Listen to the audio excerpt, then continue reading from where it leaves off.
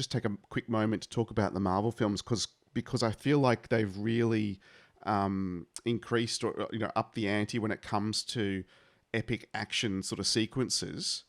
Did you get, or how much creative input did you get in those, in how those sorts of scenes would play out, or do the Russo brothers just say, they fight, make it amazing?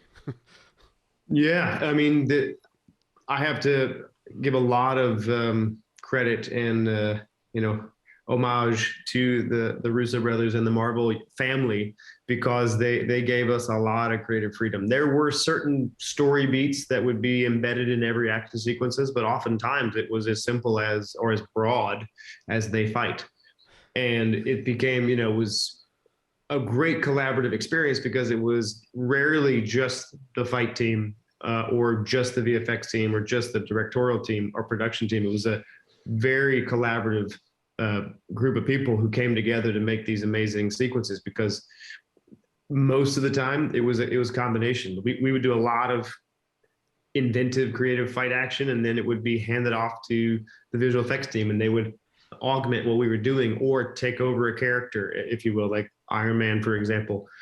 We do like in Civil War, the the the battle between Bucky, Cap, and Iron Man in that old reactor room. That was three stunt performers, and so sometimes the actors would jump in there too. But the stunt performer in the Iron Man suit and fighting with them hand to hand, but then it would be enhanced, right? Or replaced, his performance would be replaced with the digital asset. So it was always collaborative. And a lot of times they being the Russo brothers would say, hey, this is the feeling we want, or we want to make sure that, we're telling the story of, Cap is never going to give up. Bucky his arm has to get, spoiler alert for those who haven't seen it, but his arm's got to get lost in this moment. And Iron Man has to, push Cap to the breaking point or whatever that is, the story that they're trying to tell. They would always be honing in on the performance or on the storytelling.